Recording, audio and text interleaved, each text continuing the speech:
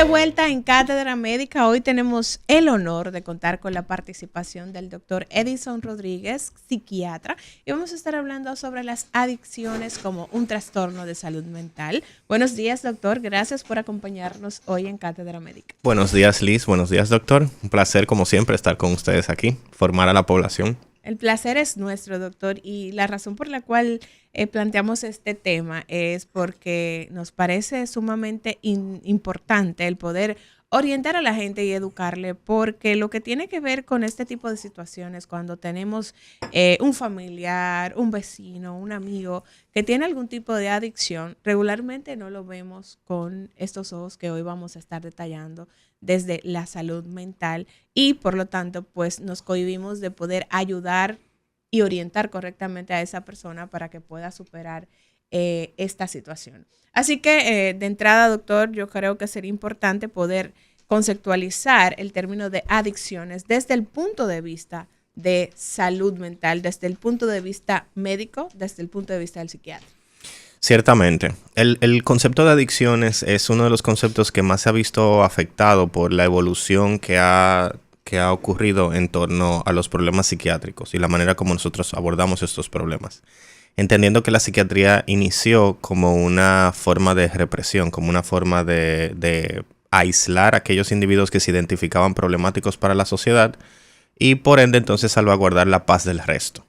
Mientras que la psiquiatría ha ido evolucionando en torno a la utilidad y a la verdadera razón de ser de la psiquiatría, de lograr la inserción del individuo a pesar de sus circunstancias y sus condiciones, trabajándolas a través ya sea de los tratamientos farmacológicos y los tratamientos psicoterapéuticos, pero el objetivo es la reinserción, es que ese individuo pueda ser un ente funcional en la sociedad. Entonces, hemos pasado por toda una serie de conceptos y definiciones que no los voy a abundar todos, pero para que se entienda cómo ha ido evolucionando la idea de que se pensaba primero que el adicto era un ser inmoral, era un ser... o también se le daban ciertas explicaciones religiosas, como se le daban explicación religiosa a otras patologías mentales, etcétera, etcétera. Pero ya hemos ido dándonos cuenta de que verdaderamente el adicto es un enfermo. El adicto tiene un trastorno. Y curioso, me gustaría, hay otras cosas, pero me gustaría como puntualizar que algo muy importante que nos permite determinar cuándo estamos frente a una conducta que no necesariamente responde a un trastorno por adicciones, pero es una conducta que cumple con ciertas características y que no es la existencia o no de insight. El insight, la introspección, la capacidad para percatarse y reconocer el daño que está produciendo esa conducta en nuestro día a día y en nuestro funcionamiento es algo que caracteriza su ausencia a los trastornos por adicciones. Es decir, si yo hago algo que me perjudica y estoy consciente y soy capaz de verbalizar y elaborar que eso me está perjudicando, pero decido hacerlo, eso no se constituye necesariamente como un trastorno por adicciones. Ahora, si yo desarrollo toda una parafernalia de estrategias para justificar, infravalorar o hacer desaparecer el riesgo que obviamente está teniendo, el daño que está ocasionando en mi vida, ya sea la conducta o el consumo, entonces ya ahí se instaura un trastorno por adicciones. El trastorno por adicción es un trastorno crónico, de los más crónicos que existen en salud mental. A mí siempre me gusta comparar el hecho de tener o de haber recibido la etiqueta de un diagnóstico de trastorno por consumo de sustancias o trastorno por adicciones a tener una bandeja levantada por el resto de tu vida. O sea, una parte de tu energía y de tu conciencia va a estar dedicada exclusivamente a mantener esa bandeja ahí en lo alto. Porque si tú descuidas eso y bajas la mano figurativamente, entonces hay riesgo de una recaída. Por eso vemos que de las estrategias que han tenido mayor resultado en el tratamiento de las adicciones, sobre todo en Alcohólicos Anónimos, en el caso del alcohol, es el tema de los 10 pasos. 10 pasos, vamos a ver. Y no los voy a detallar todos, pero resaltando el hecho de que, y es algo que ha causado cierta controversia, ellos empiezan todas sus sesiones diciendo yo soy un adicto, aunque no tengan consumo. Pero eso es reconociendo la invasividad, lo insidioso de haber tenido un trastorno por consumo, en este caso de alcohol, y del riesgo que ellos corren día a día. No es una forma de denigrarse a sí mismos. No es una forma de... Porque vivimos hoy en día en la cultura del yo todo lo puedo si me esfuerzo lo suficiente. Y soy perfecto así como soy. Y si tú no me toleras, pues entonces rueda que hay más gente para adelante. Pero en realidad no es una forma de denigrarse, es una forma de reconocer que es una lucha constante. Por eso decimos que los trastornos por adicciones son crónicos.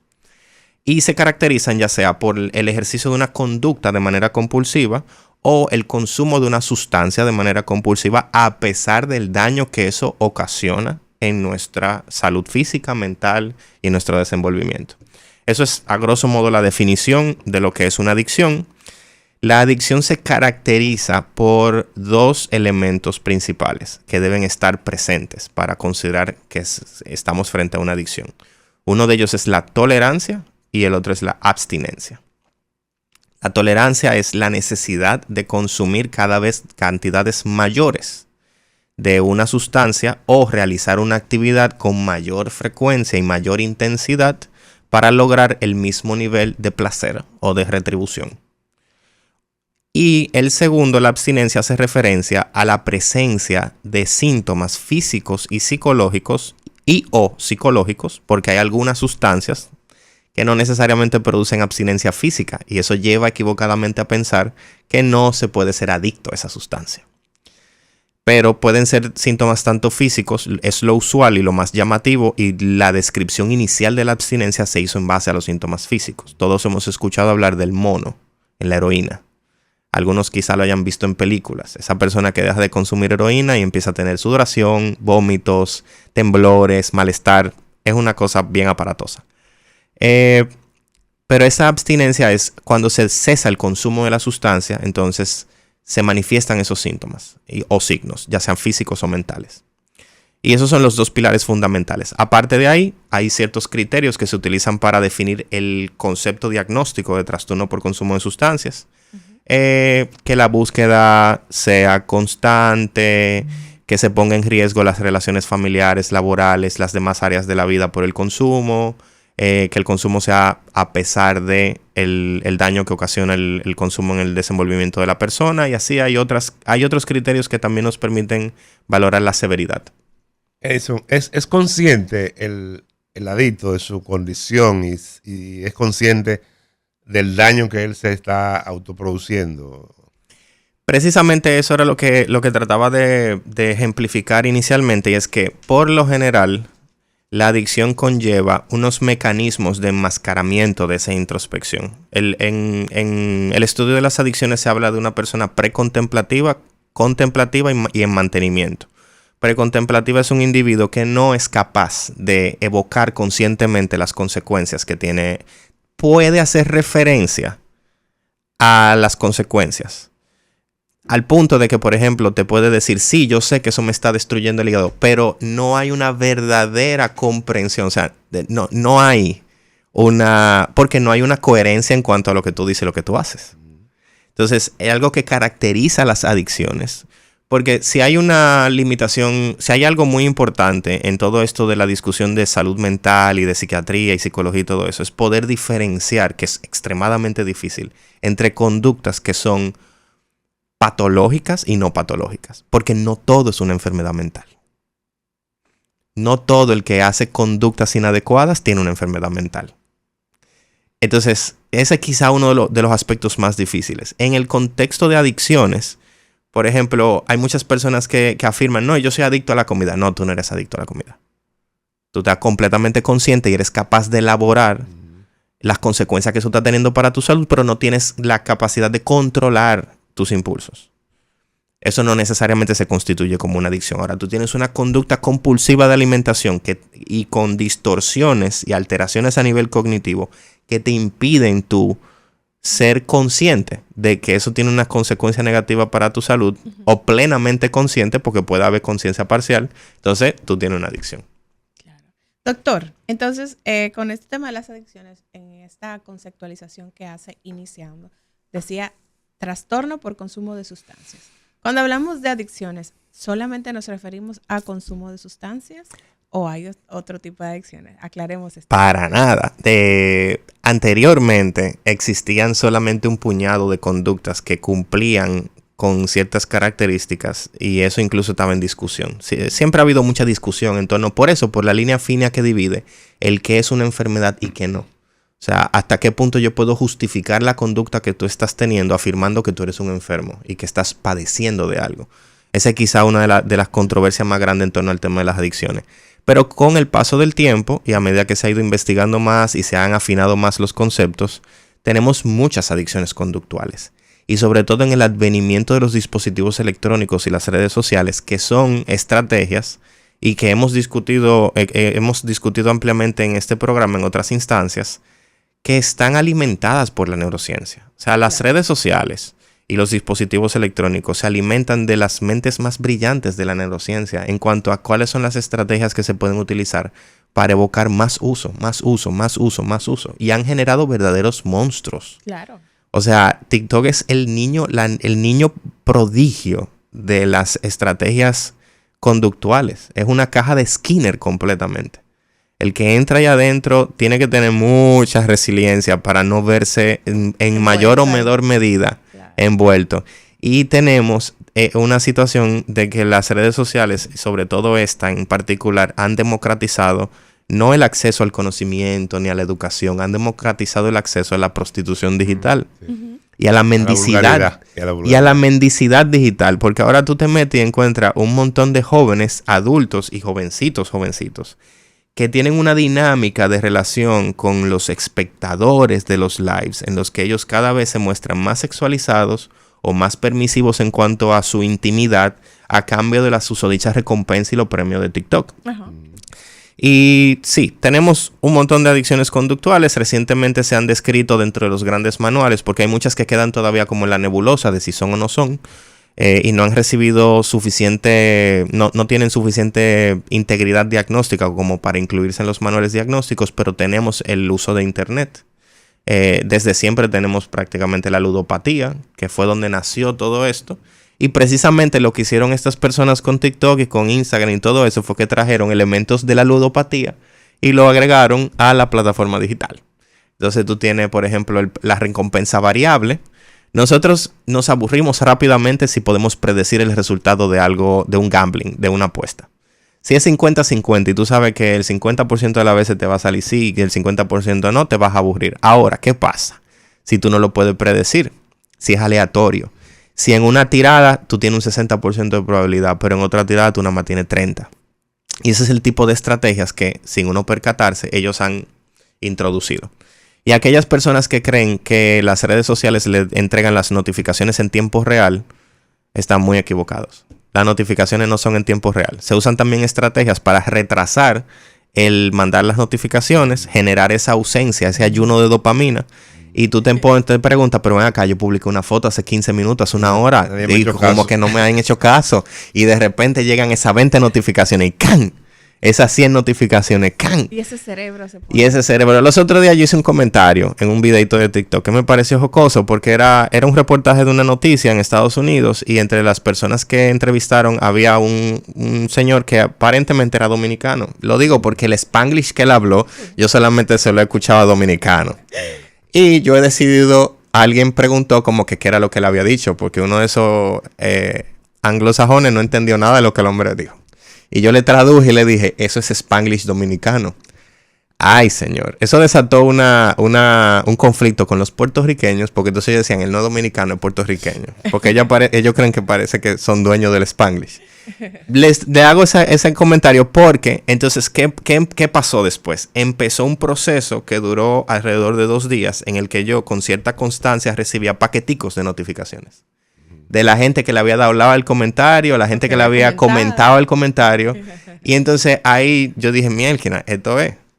O sea, ya llegaba un momento en el que yo tenía cierta predisposición de que ¿cuánto me van a llegar ahora?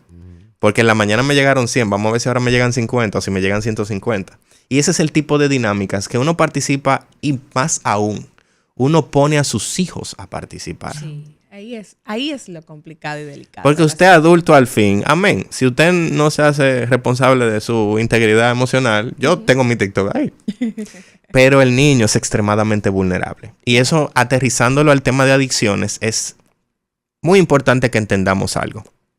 Porque a veces nosotros los psiquiatras, yo en particular, que soy bien categórico en torno a ciertos temas, a veces pasamos por pesado y queremos controlar a la gente y mandar en sus vidas. No, créanme, no. Pero es importante entender, la mejor manera de prevenir los trastornos por adicciones es prevenir la exposición a las sustancias o a las conductas. Sí, porque ya establecimos que no es solo el consumo de sustancias. Entonces, no es que nosotros le digamos a ustedes que sus hijos nunca van a poder utilizar dispositivos porque eso le va a hacer daño en todo momento y en cualquier circunstancia, no. Pero mientras más se postergue, al igual que mientras más se postergue el acceso al alcohol, nosotros tenemos una cultura extremadamente dependiente del alcohol para todo lo que tiene que ver con socialización, todo lo que tiene que ver con relaciones interpersonales. Donde hay liga hay alcohol. Siempre hay un romo en el medio. Siempre hay un romo en el medio. Al punto de que, y no me canso de repetirlo, nosotros somos el país con mayor tasa de accidentes de tránsito y uno va a una bomba y se encuentra con la gente apeándose de la guagua, llenando el tanque y con una fría en la mano. Claro. Y uno se encuentra con que en las bombas de gasolina se dispende alcohol. Alcohol. O sea, tú puedes comprarlo ahí mismo. Sí. Este día está como por una fría. Eso me parece y generalmente, ahora estoy viendo una publicidad que existe de que si manejan no beba, pero está justo en la publicidad está justo en la voz. Imagínate, o sea, el anuncio de no beba, no maneje y beba está aquí arriba, ¿verdad? Pero abajo entonces tú tienes el refrigerador que te lo ponen de cara para la calle. Sí. Con toda la botella frita, el agüita, la cosita. Entonces, es un tema. Realmente las luchas, y eso es importante mencionarlo porque hay que ser directivo en ciertos aspectos y en otros no. Si estamos frente a una persona con un trastorno por adicciones, la culpabilización no funciona. El confrontamiento directo y la satanización de ese individuo y la personalización de las acciones no va a ayudar a que ese individuo pueda desarrollar introspección al respecto. Por eso uno de los abordajes terapéuticos que más evidencia ha desarrollado y que se utiliza con mucha frecuencia es la entrevista motivacional, el abordaje terapéutico motivacional. Y eso básicamente es, por ponerlo de una forma comprensible, no abundar tantísimo sobre eso, es no ir en contra, sino tratar de disuadir hacia conductas que sean más funcionales. Porque en general las confrontaciones directas con adicciones generan desgaste en los familiares, generan desgaste en los terapeutas. Yo particularmente no soy muy fanático de los trastornos por adicciones, precisamente por eso. Es difícil manejar a un paciente con adicción. Sumamente difícil. Obviamente, o sea, no voy a ser generalizado. Depende sobre todo de la severidad, depende de la predisposición. Hay personas que tienen una predisposición genética mayor a desarrollar y mantener conductas adictivas. Hay otras personas que no. Hay otras personas que su adicción es más situacional o dependiendo de los contextos del ambiente. Uh-huh. Hay muchas personas que desarrollan conductas adictivas en torno a otros problemas de salud mental, a situaciones traumáticas. No es lo mismo. No es lo mismo que tú vengas de una larga lista de alcohólicos generacional con esa carga genética a que tú hayas tenido acceso al consumo de sustancias en el contexto de una situación puntual tuya, de un trauma o una situación difícil. Entonces el que tiene predisposición a la adicción, digamos, es aquel que por alguna condición tiene una falta de posibilidad de controlar o autocontrolar algunas situaciones particulares. Lo que se hereda es la expresión de las proteínas, los receptores y las enzimas. Entonces, algunas personas tienen tendencia a mostrar más reacción a una sustancia o de metabolizar más lento una sustancia o metabolizarla más rápido. Entonces, son muchos factores que te dan al final con un perfil de un individuo que puede enfrentarse a tener una exposición temprana y no desarrollar una dependencia. O un individuo que independientemente de la etapa de la vida en la que le toque exponerse, con 1 o 2 consumos desarrolla dependencia. O sea, es algo bien heterogéneo. pero se hereda la vulnerabilidad sobre todo, no se hereda la adicción, porque la adicción requiere de la exposición. Claro. Entonces, si nosotros logramos ser coherentes en cuanto a política pública, leyes, mira la solicitud de la OMS. Para mí esa solicitud está más tarde. Tardísimo. Sí. Está tardísimo. Claro. O sea, nosotros permitimos que ya una masa crítica de personas estructuren su actividad económica en torno a tener un bendito chinchorrito con un anuncio, con unos dibujitos de Goku y unos símbolos de fresa y de mango, y ofertar 50,000 sabores diferentes.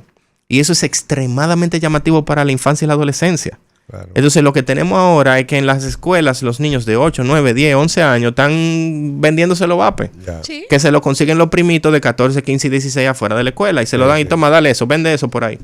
Y quizás la gente no se alarma tanto porque no entiende lo que viene después de eso. Porque estamos teniendo niños de 9, 10, 11 años iniciándose en el tabaquismo. Y el paso siguiente, doctor, ¿cuál es? El paso siguiente, y es algo que se ha discutido mucho con el tiempo, es que existe un gradiente de acceso a las sustancias. O sea, no todas las personas que inician con una sustancia de baja intensidad necesariamente van a seguir escalando, pero van a buscar otras sustancias, van a tener otras exposiciones. Y mientras, vuelvo y repito, no lo puedo recalcar lo suficiente, mientras más temprana la exposición, mayor riesgo de conductas adictivas. No es lo mismo un cerebro. ¿Por qué creemos que en Estados Unidos no se puede beber antes de los 21 y se puede tener un arma a los 18? Y se puede votar a los 18. Pero ellos no han bajado esa edad del consumo de alcohol, ni por toda la presión del mundazo entero. ¿Cuál es el impacto que tiene el consumo de alcohol en una edad temprana en donde el cerebro todavía está en desarrollo, doctor? Todo el proceso de desarrollo se puede ver afectado. O sea, en un adulto que consume alcohol, tenemos un deterioro progresivo de las funciones que alcanzó. En un niño, un adolescente, tenemos una persona que ni siquiera va a alcanzar su máximo potencial. O sea, no lo va a hacer. Porque su proceso de desarrollo está siendo mermado por el consumo de la sustancia. Claro. Se va a perder oportunidades de socialización, se va a perder oportunidades de aprendizaje, se va a perder oportunidades de ser funcional.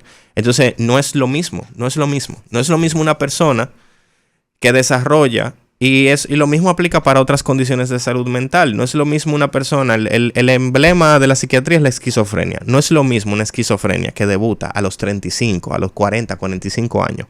Cuando esa persona tiene una profesión, tiene una vida laboral, tiene una pareja, tiene una familia formada y estructurada que van a ser red de apoyo, a una esquizofrenia que debuta a los 11, 12, 15 años, cuando ese individuo todavía no ha alcanzado su máximo potencial. Claro. Y eso es sumamente importante, doctor, porque usted hablaba del tema cultural.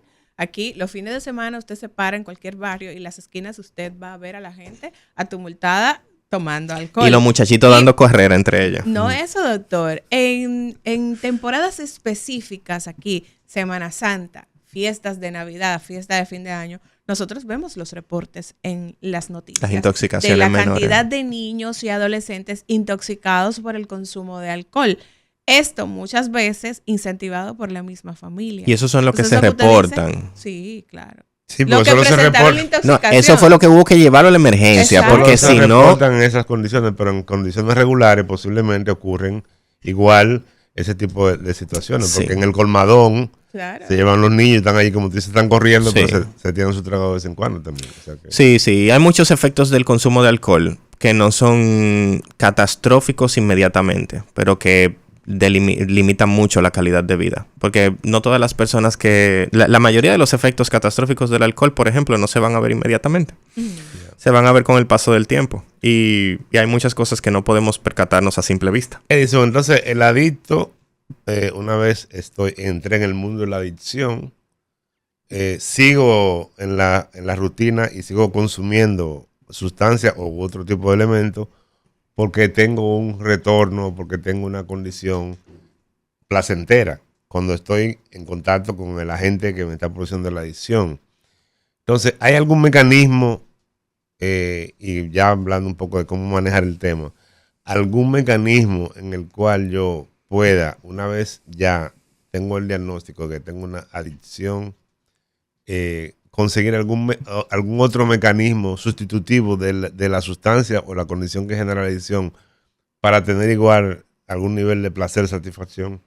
Esa es una de las estrategias que más evidencia tiene y más populares, y es la reducción de daños. La reducción de daños es no ir completamente en contra de las conductas adictivas, sino tratar de sustituirlas, ya sea en frecuencia o en intensidad.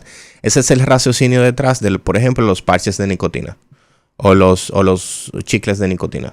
Y así fue como lograron insertar en el mercado y justificar el uso del vape. Claro. Porque lo que se planteó inicialmente, que era el vape, era una alternativa más segura, menos dañina, menos nociva para el tema del consumo de tabaco. Ahora lo que se vio fue que eliminar, pero un engaño, un problema no, eso se hicieron de cuarto, se hicieron de cuarto y a costa de una generación completa, porque hay una generación completa que desarrolló una dependencia horrible al Juul. El Juul fue uno de los primeros dispositivos de no combustión. Pero lo que vemos es que si tú le quitas todo lo molesto al consumo, entonces solamente te queda el consumo puro. Y ahora tú tienes personas que tienen acceso a concentraciones de nicotina que es prácticamente imposible hacerlo con tabaco. Porque es puro, es destilado. Más dañino, doctor. Vamos a darle chance a la gente. 809-682-9850 y 833-380-0062. Buenos días. Muy buenos días. Sí, adelante. Siempre los escucho. Una pregunta que cuando el doctor habló, ¿quién es? Bueno, primero, vamos a hacer la pregunta del doctor. Él dijo que era muy diferente debutar con esquizofrenia a los 11, 12 años, que ya con 40 años que tengas una familia formada, porque en el caso mío, yo lo sé, porque yo tengo un hijo que debutó a los 18 años. Él habla inglés porque él estaba en colegio bilingüe, excelente, pero es una persona súper protegida, que no está habilitada en la sociedad, y él es bueno, pero controlado con medicina, con sus psiquiatras. ¿Cuál es la diferencia? Yo quiero saber. Escúchanos. Y quiero saber quién es la persona que te acompaña, el monitor, porque no lo sé. Bien, escúchenos a través de la radio. Hoy estamos conversando con el doctor Edinson Rodríguez, quien es psiquiatra. Aquí en el panel también está el doctor Rafael Montero, que es parte del equipo, y estamos conduciendo esta conversación con el doctor Rodríguez. Adelante. Bien, entonces hablamos de la diferencia. En esquizofrenia y en todos los trastornos que son crónicos en salud mental se habla del concepto de reserva cognitiva. La reserva cognitiva es precisamente ese conjunto de habilidades que se habían adquirido previamente a desarrollar la condición o la enfermedad. Y obviamente, mientras más amplia sea la reserva cognitiva, pues más recursos va a tener ese individuo para poder hacerle frente a los retos que vienen a raíz de su condición. El ejemplo de la esquizofrenia era un ejemplo por poner una de las condiciones más insidiosas, más emblemáticas de la psiquiatría, porque seriamente se describe como un antes y un después. Es un rompimiento de la realidad del individuo. Y en ocasiones se puede lograr que el individuo permanezca siendo funcional e insertado, pero generalmente, lo que se consigue es que ese individuo pueda funcionar dentro de un contexto protegido. Cada caso es individual. Hay algunas personas que, dependiendo de cómo se comporte su condición, porque hay personas que tienen brotes en específicas cantidades y en intensidades específicas también, mientras que hay personas que no tienen una remisión como tal. Hay personas que van a continuar presentando síntomas a pesar del tratamiento. Entonces, todo va a depender de eso. El monitor o la persona, el acompañamiento principal generalmente viene de la mano del psiquiatra. Porque el psiquiatra es aquel que en cierto sentido, no es porque sea mejor profesional, pero es aquel en el que en cierto sentido reúne las características y la formación para dirigir el equipo de trabajo. Entonces, toda persona que tiene una enfermedad crónica de salud mental debe idealmente tener trabajador social, que sea la persona que ponga en contacto los servicios de los que dispone el gobierno, el Estado para esas personas, a esa familia, y esa familia tiene que tener también su red de apoyo. pero el monitor, vamos a decir, o el que lleva más o menos la batuta, generalmente es el psiquiatra. Es el médico de cabecera de este tipo de situaciones. Excelente. Bueno, nosotros tenemos que hacer una breve pausa. Recordarles que hoy estamos conversando con el doctor Edinson Rodríguez sobre adicciones como un trastorno de salud mental. Al regreso tenemos más información que compartir con ustedes, así que les motivamos a seguir en sintonía.